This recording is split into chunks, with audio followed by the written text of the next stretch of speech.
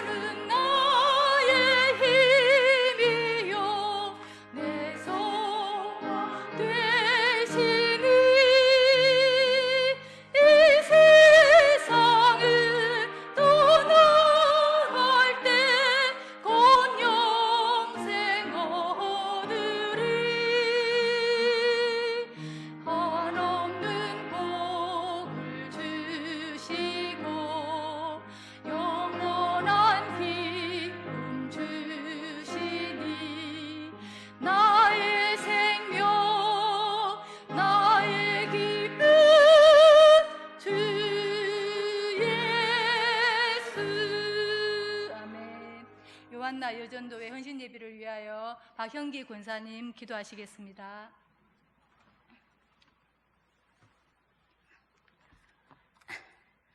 참 사랑의 하나님, 감사합니다. 거룩한 주일 이른 아침부터 시간 은혜 주시고 이 시간 요한나 헌신 예배를 허락하시니 참 감사합니다. 기도하는 일에 중심이 되게 하시고 봉사와 교제와 나눔에 앞장서는 우리 요한나 회원들 다 되게 하여 주시옵소서. 준비하시는 목사님 말씀을 잘 새겨 듣고 항상 헌신과 봉사로 교제할 수 있는 지혜로운 우리 요한나 회원들 되기를 간절히 기도드립니다. 모든 것 감사하며 예수님 이름으로 기도합니다. 아멘.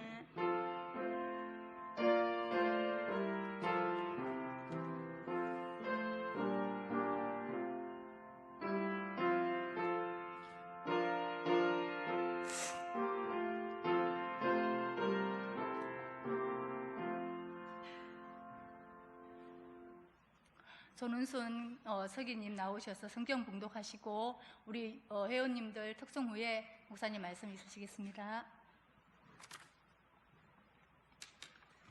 네, 성경 봉독해 올리겠습니다. 누가복음 3장 1절에서 3절입니다. 누가복음 3장 1절에서 3절까지 제가 봉독해 드리겠습니다. 디베리오 황제가 통치한 지 15해 곧 본디오 빌라도가 유대인의 총독으로 헤롯이 갈릴리의 분봉왕으로 그 동생 빌립이 이두레와 드라고니 지방의 분봉왕으로 루사니아가 아빌레네의 분봉왕으로 안나스와 가야바가 대제사장으로 있을 때에 하나님의 말씀이 빈 들에서 사가랴의 아들 요한에게 임한지라. 요한이 요단강 북은 각처에 와서 죄 사함을 받게 하는 회개의 세례를 전파하니. 아멘.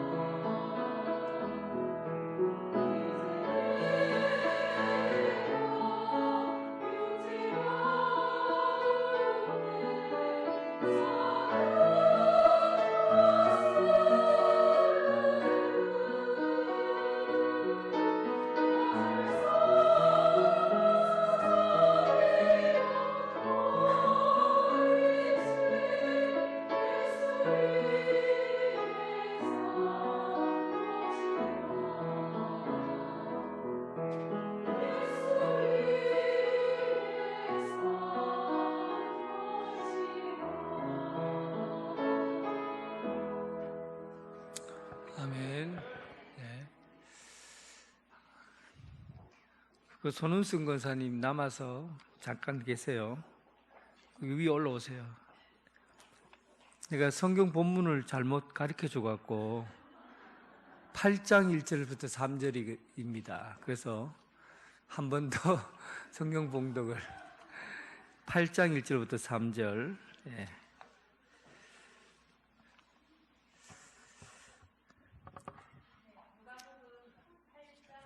마이크 조정해 주세요. 예. 네, 누가복음 8장 1절에서 3절 말씀 다시 봉독에 올리겠습니다.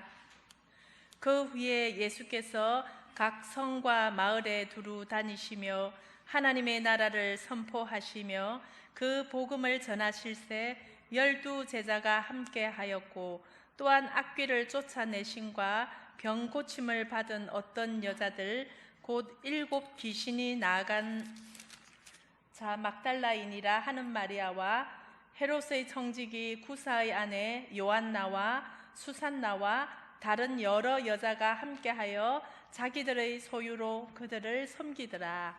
아멘. 아멘. 특성도 다시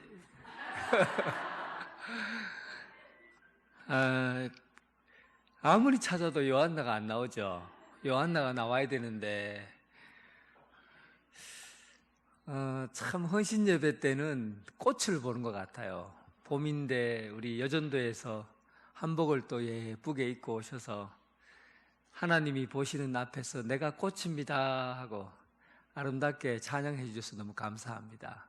여러분들이 꽃입니다. 별로 감동이 안 돼서 힘이 좀 안 나고 그렇긴 한데, 여자는 왜 키가 작은가? 남자보다 여자가 사실 키가 작아요. 그런 생각 안 해보셨어요? 여자가 남자보다 대체로 키가 작아요. 물론 뭐 반대로 된 사람도 있긴 있어요. 그러나 대체로 여자는 남자보다 키가 작아요. 그래서 박노해 시인이라는 시인이 시를 이렇게 썼어요. 왜 여자가 키가 작은가 하면 아이를 낳고 젖을 물리기 위해서 몸이 키로 가지 않고 생명을 살리는 데 쏟다 보니까 키가 작아졌다. 참 의미 있죠. 여자는 생명을 보호하고 생명을 살리려는데 온 몸이 집중되어 있기 때문에 남자는 남자보다 여자가 키가 작다는 거예요. 그래서 여자를 두고서 살림한다, 그런 말을 합니다. 살림. 우리 뭐 무슨 일 하세요? 그럼 살림합니다 하면 여자를 이렇게 못 저하시켜서 보는 이야기인 것 같지만, 살림한다는 이 말은 살리는 일을 한다는 거거든요. 밥을 하는 것도 살리는 것이고, 아이를 낳는 것도 살리는 것이고, 아이를 낳아서 기르는 것도 살리는 거예요. 그래서 여자들이 하는 일은 생명을 살리는 일, 그 일을 하기 위해서 하는 일을 맡았다고 합니다. 그래서 여자는 살림하는 사람이다, 그렇게 보는 거예요. 남자는 보통 예수님의 제자들 중에 남자들은 키재기하고 힘자랑하고 누가 더 크나 누가 더 힘세냐 뭐 그렇게 합니다. 하여튼 남자들 모이면 많이 하는 게 뭐냐면 내기. 별거 아닌 것 같고 일단 내기부터 해요. 우리 내기하자 하고는 누가 이기나. 남자만 모이면은 하여튼 누가 더 높고 누가 더 크고 누가 더 잘났고 누가 더 승리하느냐 이기느냐, 이런 부분에 관심을 많이 가지고요. 그래서 경쟁력 있는 그런 일들이 보통 남자에 의해서 이루어지죠. 예수님께서 십자가에 돌아가시기 전에도 남자들은 키재기 했어요. 누가 더 높으냐, 누가 더 높은 자리에 앉아있냐, 예수님의 오른편에 누가 있어야 되느냐, 왼편에 누가 있어야 되느냐. 그런데 그때도 여자들은 예수님의 생명을 생각했어요. 예수님이 십자가에 못 박혀 죽으시는 줄 알고 이미 장사를 지내기 위해서 평생에 한 번 써보지도 못하고 죽을 수 있는 그런 항류병을 깨어서, 나드 항류를 깨어서 수천만 원 하는 그 항류를 한 번에 깨어서 예수님 장례식을 미리 다 치렀던 그 사람이 바로 여자였어요.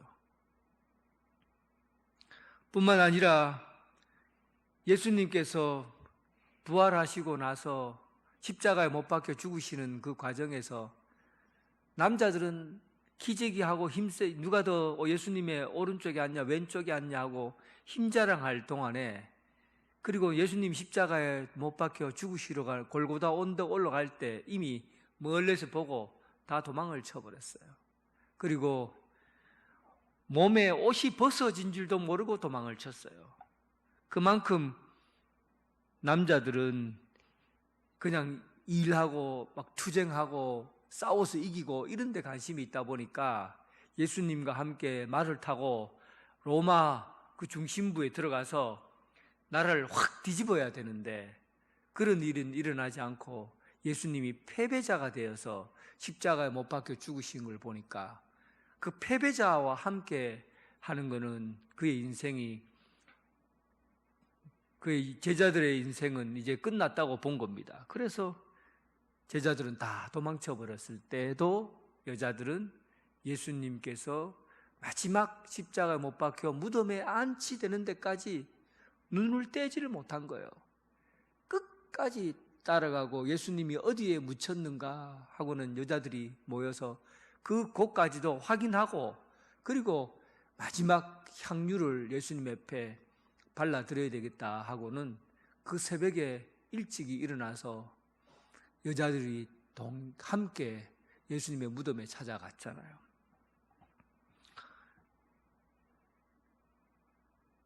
그런 시각으로 오늘 본문에 보면 누가복음은 예수님의 제자에 대해서 정확하게 두 부류로 설명을 하고 있어요.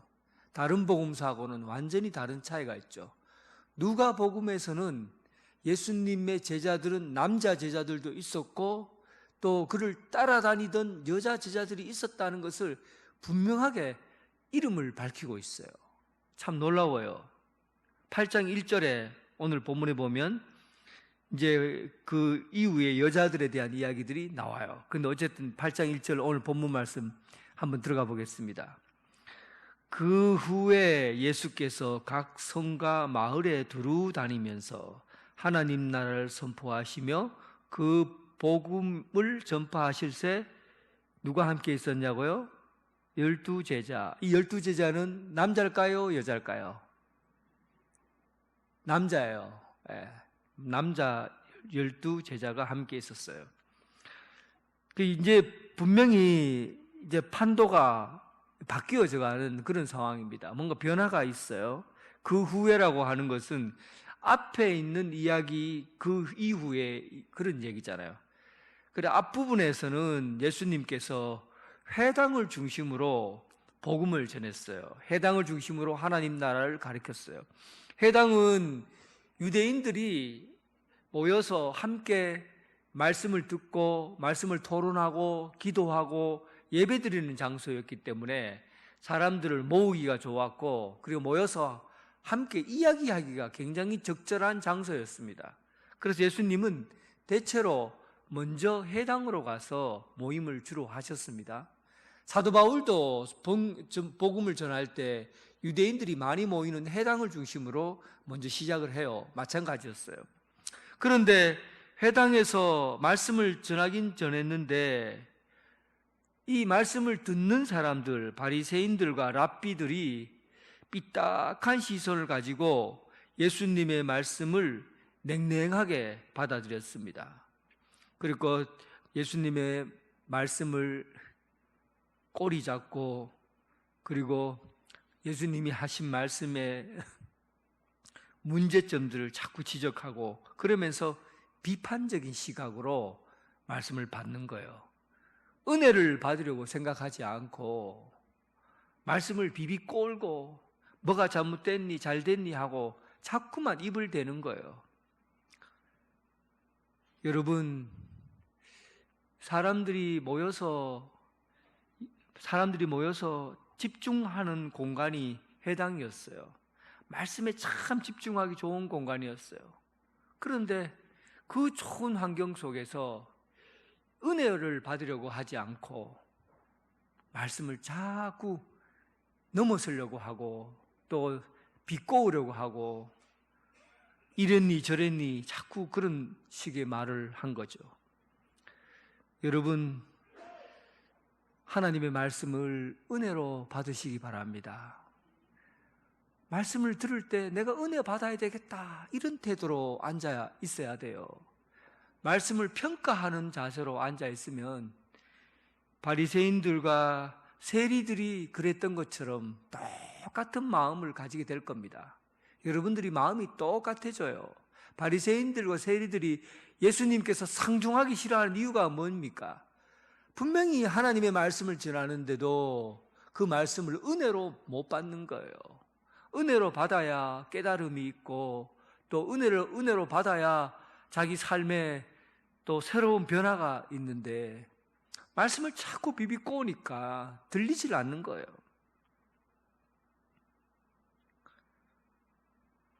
제가 삼덕교회 그 부목사 할 때 영어 선생님 한 분이 계셨는데 그 선생님은 내가 영어로 뭔가 발음을 하고 나면 못마땅해요.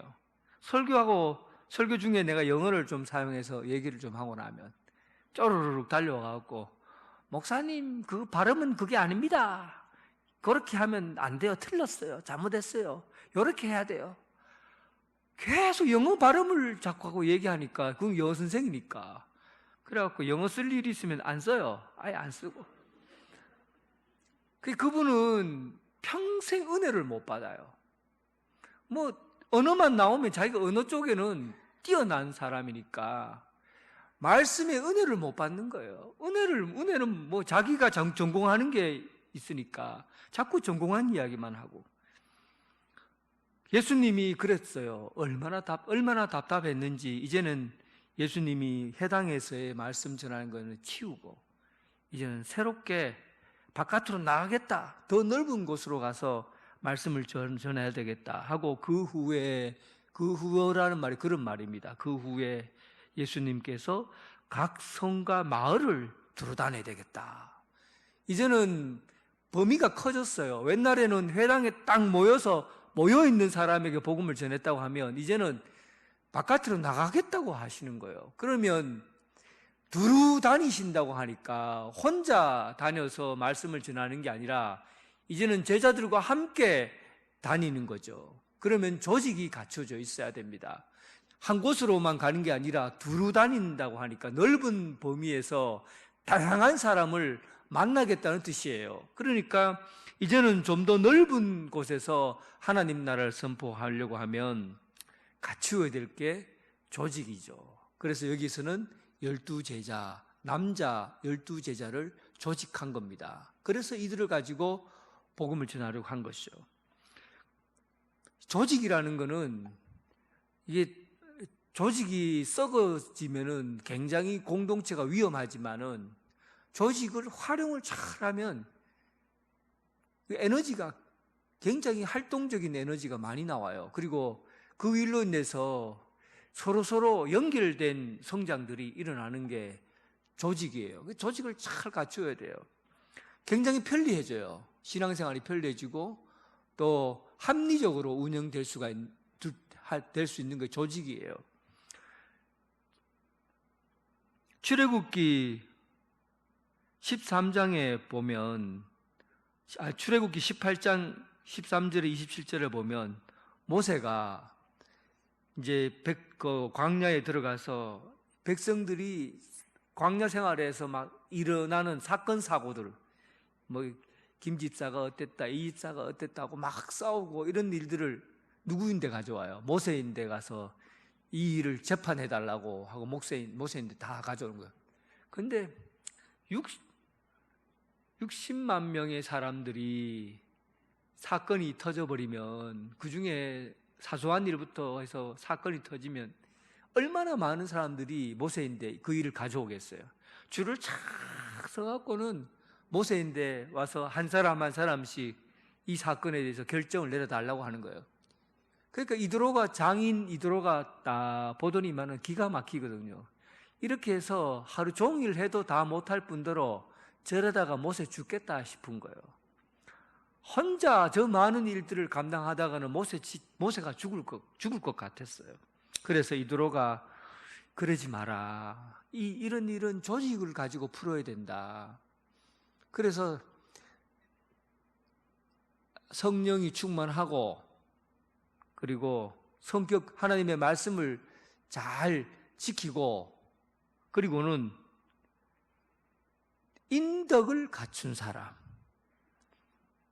인덕을 갖춘 사람, 덕을 갖춘 사람을 뽑아서 그리고 이 사람들 중에서 10명을 다스리는 10부장의 리더를 뽑고 10명에서 10명, 100명을 다스리는 100부장을 뽑고 또 100명에서 10명, 1000부장을 뽑고 그렇게 해서 10부장, 100부장, 50부장, 10부장, 50부장, 100부장, 1000부장 이렇게 조직을 쫙 정해놓고 사소한 일은 저 10부장이 알아서 하고 진짜 더 큰 일은 100부장이 알아서 하고 살인같이 아주 위험한 일은 모세 당신이 맡아서 그 일을 처리하라.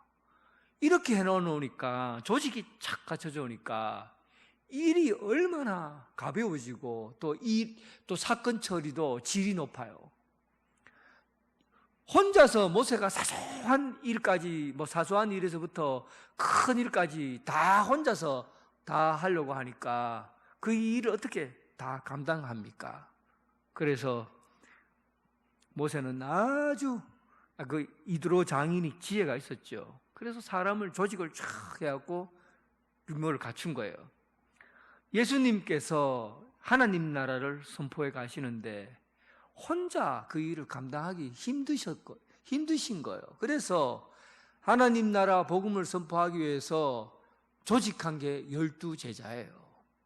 그런데 다른 복음서들은 남자들만 조직이 되어 있다고 했지만 누가복음에는 여자 제자들에 대해서 조직적으로 그의 이름이 기록되어 있고 또 그가 어떻게 해서 무슨 일을 하는지 분명히 밝히고 있다는 겁니다. 그러니까 남자 제자들의 하는 일에 비해서 여자들의 하는 일이 질적으로 떨어지는가? 그런 게 아니에요. 남자들이 가지고 하나님 나라 복음 선포하는 일을 같이 동행했다고 한다면 여자 제자들도 분명히 어떤 일이 되든지 그때 당시에는 여자들은 사회적으로 활동하는 게 제약이 있었잖아요. 그 가운데서도 그들이 하는 일을 분명히 했다는 겁니다. 2절 볼까요? 또한 이제 여자 제자들의 그 면모가 이제 드러납니다. 남자 제자들은 어부들, 세리들 이렇게 해서 제자를 만들었지만 여자 제자들을 어떻게 만들었느냐? 여기서는 3명이 나오죠.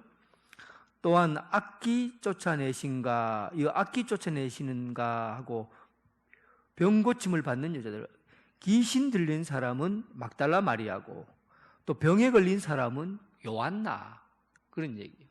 그러니까 귀신 들렸다가 고침을 받은 사람은 막달라 마리아고 또 병 고침을 받은 사람이 요한나. 오늘 요한나 여전도의 헌신 예배의 주인공이 여기 나와요. 이 사람이 병에 걸렸던 사람이에요. 자, 그런데 먼저 악기를 쫓아내신과 병 고침을 받은 어떤 여자들은 그 7 귀신이 나간 자 막달라인이라 하는 마리아와, 그래서 이 12제자 중에서 여자 제자 중에서 가장 먼저 나온 사람이 막달라 마리아인데, 막달라 마리아는 막달라 지방에서 태어난 사람이겠죠. 막달라 지방에서 태어난 마리아, 예수님의 어머니 마리아가 너무 많단 말이야. 마리아가 쎄 비릿단 말이야. 그래서 마리아가 너무 이름이 많아서 그 지역에 마리아 이름을 들어서 마리아라고 한 겁니다. 그런데 이 마리아의 특징이 뭐냐면 7 귀신 걸렸던 마리아예요. 7 귀신 걸렸던 마리아. 지금 이 여자 제자들의 특징이 뭐냐면 경험치가 굉장히 높아요. 남자 제자들은 자기 죽을 때 죽을까 싶어서 도망쳤잖아요. 그는 직접적인 자기 신앙의 경험이 없었기 때문에 그래요. 그런데 여자들은 직접적인 자기 몸에서 병이 나았다든지 죽을 병에서 고침을 받았다든지 귀신이 떠나갔다든지 이런 경험이 있어요. 이런 경험이 있는 사람들은 예수님 못 떠나요. 죽다 살았는데 또 귀신이 들렸다가 귀신이 내 몸에서 나오고 그리고 새 사람이 되었는데 예수님이 십자가에 못 박혀 죽으신다고 해서 도망가겠어요? 예수님을 몸으로 경험한 사람들은 예수님 못 떠납니다.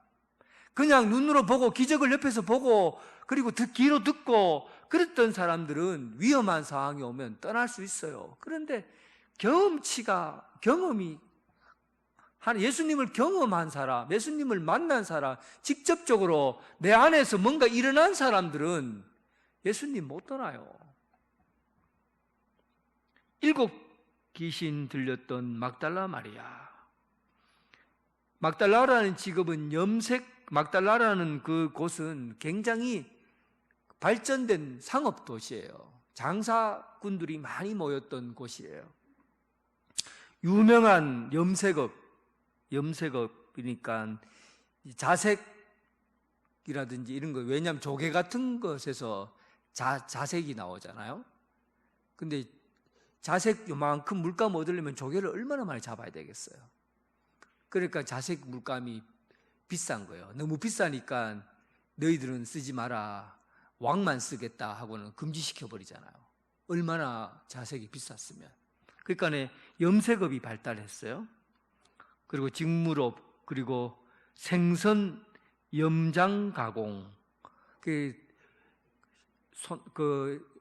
양미리만한 물고기들을 소금을 착착착 쳐갖고는 그리고 저장을 해놓은 거예요. 저장을 해서 로마 아프리카와 알렉산드리아는 아프리카 쪽이거든요. 알렉산드리아, 아프리카 그리고 로마에 이르기까지 수출을 했으니까 그 아시아 지역과 유럽, 아프리카 지역에 전 세계적으로 수출되었다는 거죠. 그러니까 얼마나 생산성이 많은 그런 도시였겠어요. 이렇게 풍요롭게 잘 사는 도시 가운데 여자이면서 귀신 들린 사람이 있다 생각해 보세요. 그 삶은 어떻겠어요?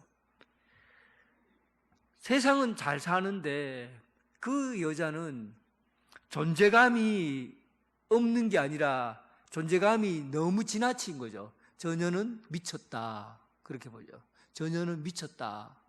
그러니까 미친 사람 옆에 못 가는 거예요. 옆에 가면 귀신이 자기인데 들어오거나 하면은 나도 귀신 들리니까 자연적으로 사람인데 소외당한 거죠. 그래서 어떤 곳에서는 귀신 들린 사람은 아예 무덤 쪽으로 몰아버리잖아요. 사람인데 못 들어. 귀신 들린 사람이 내게 해를 끼칠까 봐. 그러니까 늘 귀신 들린 사람은 고립되어 사는 거죠. 외로움과 고립, 묶여 살든지, 그리고 어디 나가지도 못하고 숨어서 살아야 되고 묶여 살아야 되고 이런 인생을, 자기 아닌 인생을 살았어요. 얼마나 큰 고통이겠습니까?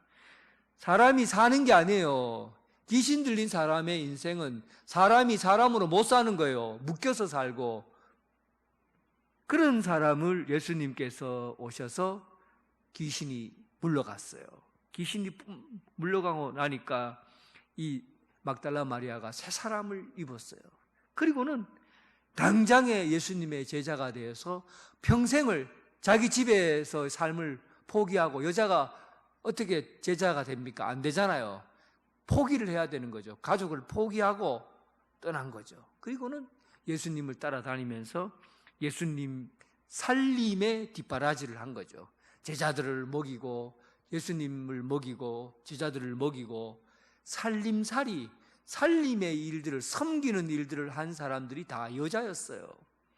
그러니까 이 막달라 마리아가 그 제자로 들어갔어요.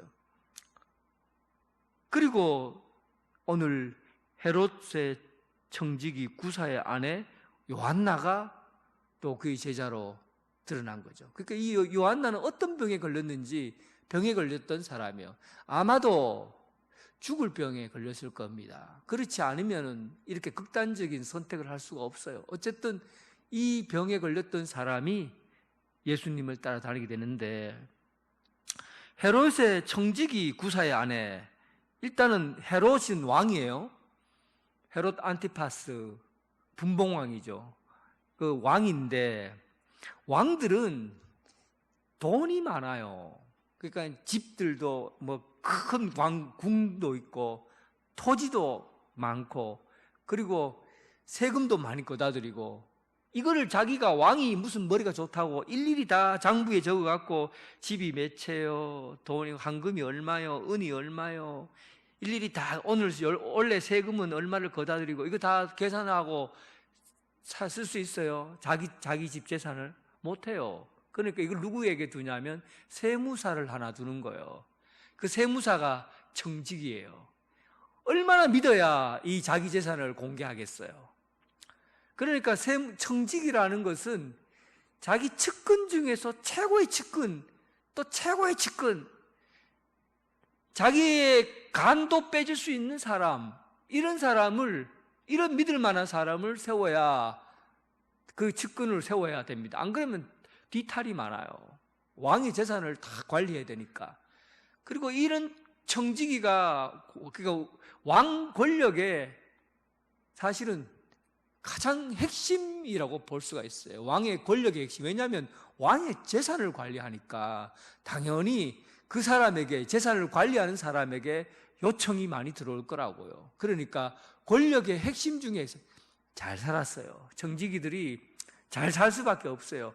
왕의 그냥 떨어지는 콩물만 먹어도 어마어마해요. 콩물이 금딱지예요. 그러니까 얼마나 많이 돈을 벌겠어요. 그러니까 이 왕의 청지기의 삶은 굉장히 엘리트 계층이고 부유했고 잘 살았다고 말할 수 있어요. 그러니까 왕의 청지기 구사의 아내면 예수님을 따라다니는 사람 중에서는 최고의 엘리트예요. 돈이 많아요. 일단 강남에 아파트 한 채 있어요. 그리고 명품백 들고 다녀요. 그리고 학교도 최고로 좋은 데로 다닐 수 있는 그런 자가용도 최고 좋은 차를 타고 다녀요. 하여튼 그런 유의 사람이라고요.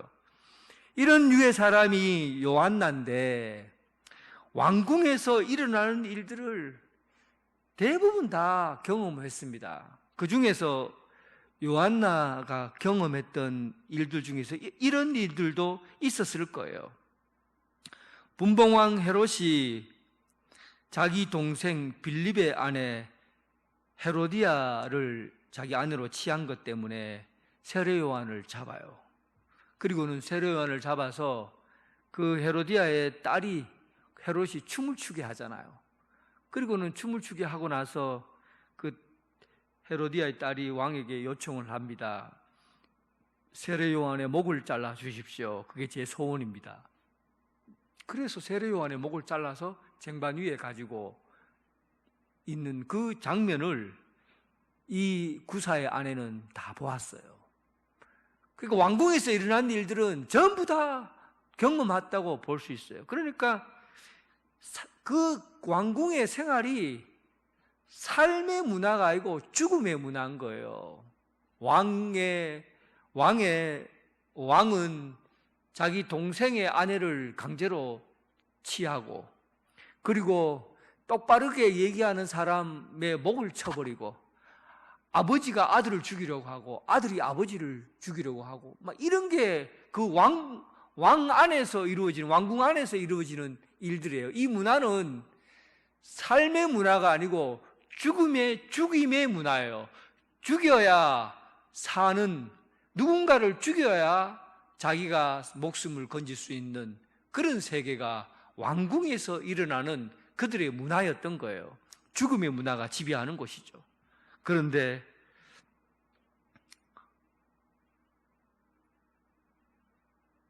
오늘 요한나는 그 죽음의 문화 가운데서도 자기 육신의 병에 걸려서 죽어가고 있는 거죠. 얼마나 자기 인생이 허무하고 안타깝겠어요. 오른손 왼손에는 어마어마한 재산을 가지고 있고 그가 입은 옷 그리고 그 삶의 땅, 집 남부러울 것이 없이 살아온 그 가운데서 그의 인생이 얼마나 허무하겠어요. 왜냐하면 아무리 돈이 많아도 건강을 잃어버리면 돈이 무슨 소용이 있어요. 누릴 수 없는데, 돈이 아무리 많아도 내가 누릴 수 없는데 어떻게 그의 인생이 편할 수가 있겠습니까? 그런데 그때 그 요한나에게 예수님이 찾아오신 거예요. 그리고는 그의 병을 고쳐줍니다. 그는 예수님께서 자기의 병을 고쳐주고 나서 깜짝 놀랐던 거죠.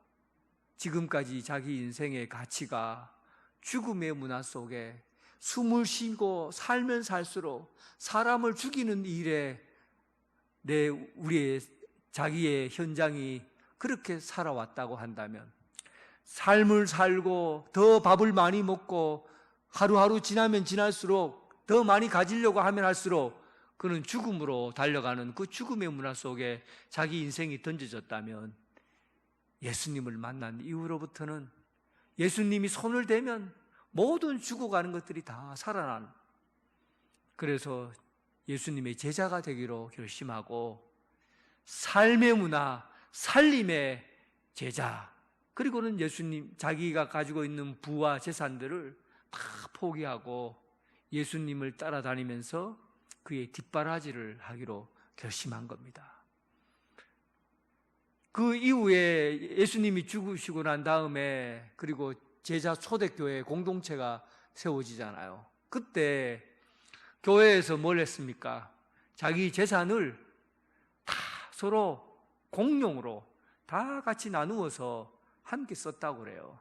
그때 재산이 있는 사람이 얼마나 되겠습니까? 그 일에 많은 역할을 한 사람이 오늘 요한나와 같은 사람이에요. 초대교회를 유지시키고 움직여갔던 그 부유한 계층에 있는 사람들이 그 교회를 세워가고 인도해 나갔던 역할을 한 사람들이 바로 요한나와 같은 제자들이에요. 사람을 살리고 세우는, 생명 살리는 일을 해왔던 것입니다. 헤롯의 청지기 구사의 아내 요한나와 수산나, 다른 여러 여자가 함께하여, 다른 여러 여자가 분명히 존재했죠. 그리고 자기 소유로 그들을 섬기더라. 여자 제자들이 하는 일은 살리는 일을 해왔어요. 이런 일들은 사실 보이질 않는 거예요. 그래서 드러나질 않아요. 그러나 공동체는 살아나요. 교회에서 보면, 여전도에 하는 일들이 보면 사실은 잘 드러나지 않거든요. 그런데 교회가 살아나거든요. 왜냐하면 예수님을 따라다니는 제자들이 사람을 보살피고 돌보고 생명을 보호하는 일을 여자 제자들이 해왔기 때문에 오늘 우리 여전도회가 그 일들을 주님의 제자로서 생명을 생명되게 하는, 키가 작아져서 오로지 생명 살리는 일에 헌신하는 요한나와 같은 사람, 그 사람들이 바로 오늘 헌신하는 여전대회입니다. 여러분, 우리 교회뿐만 아니라 여러분들의 삶 가운데 살리는 일들에 살림하는 공동체로 세워지는 요한나 여전도회, 그리고 여기에 함께 참여한 성도들 되시길 주님의 이름으로 축원합니다. 하나님 아버지, 감사합니다. 우리가 주님의 제자로 부르심을 받고 하나님 나라 땅끝까지 복음 전하는 그 조직에 참여하게 됨을 감사드립니다. 우리에게 맡긴 사역이 사람을 살리고 세우는 요한나와 같은 사역인 줄 믿습니다. 보이지 않는 곳에서 이름 없이 빛도 없이 헌신하며 그리고 마음의 상처를 입고 어려움을 겪는 이들을 찾아가고 위로해주고 격려해주고 돌보는 그런 사역들을 잘 감당하는 생명 공동체, 돌봄 공동체, 우리 요한나 여전도회 되게 하여 주옵소서. 그리고 오늘 믿음을 같이 하는 성도들 함께 모여 말씀을 들었습니다.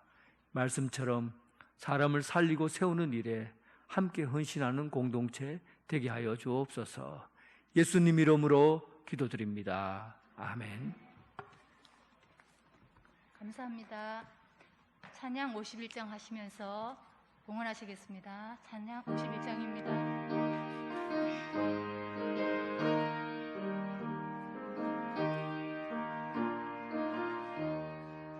주님 주신 거룩한 날 기쁨으로 주 앞에 와 찬양하며 주께 경배 드립니다. 내게 주신 귀한 물질 하나님께 드리오니 기뻐 받을 제물로서 연락되게 하옵소서. 내게 있는 귀한 것을 주님 앞에 다 바쳐줘. 주님 주신 큰 사랑에 부족할 것뿐입니다. 구원하신 나의 주님 크신 은혜 생각하면 주께 힘써 바치겠네. 아까울 것 무엇이랴. 내가 받은 모든 것은 하나님의 선물이니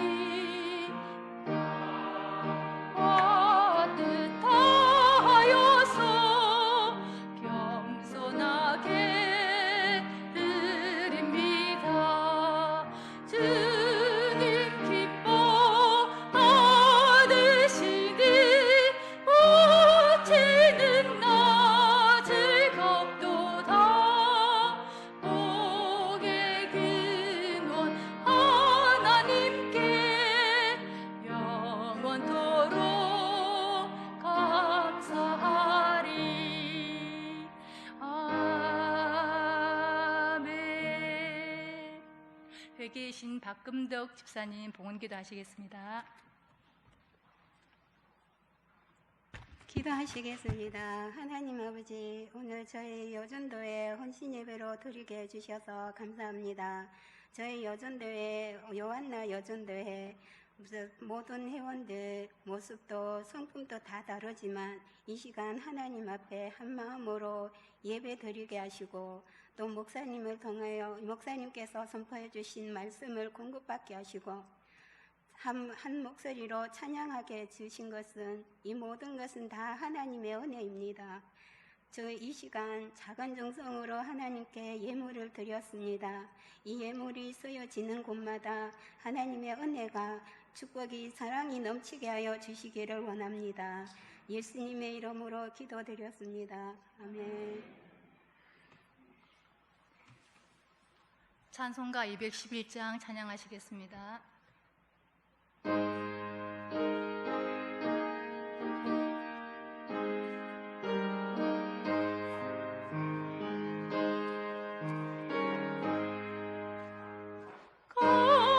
값비싼 향유를 주께 드린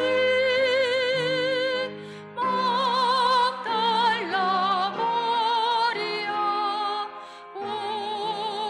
본받아서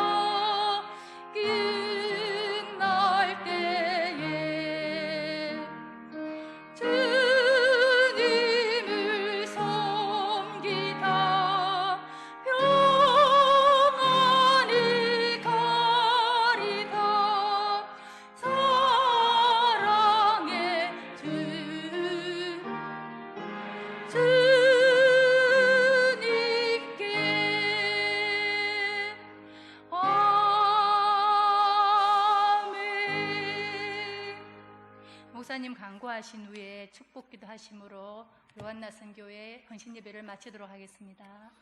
네, 오늘 요한나 여전도의 헌신 예배를 통해서 감사드리는 것 참으로 감사합니다. 튀르키예 시리아 대지진 피해로 인한 구제 헌금은 오늘부로 마무리하도록 하겠습니다. 다음 주 오후 예배는 중보기도 학교, 중보기도 세미나 두 번째 이야기가 진행됩니다. 여러분 준비해 주시고 미리 준비하셔서 참석해 주시기 바랍니다. 기도드리겠습니다. 이제는 예수 그리스도의 은혜와 극진하신 하나님의 사랑과 성령님의 교통 감화 역사하심이 사람을 살리는 일에 온몸을 다하여 자기 인생을 바친 요한나처럼 오늘 이 자리에 요한나와 같이 헌신하기를 원하는 여전도회와 그리고 예배에 참여한 성도들을 위해 지금부터 영원토록 함께 하시기를 간절히 축원하옵나이다. 아멘.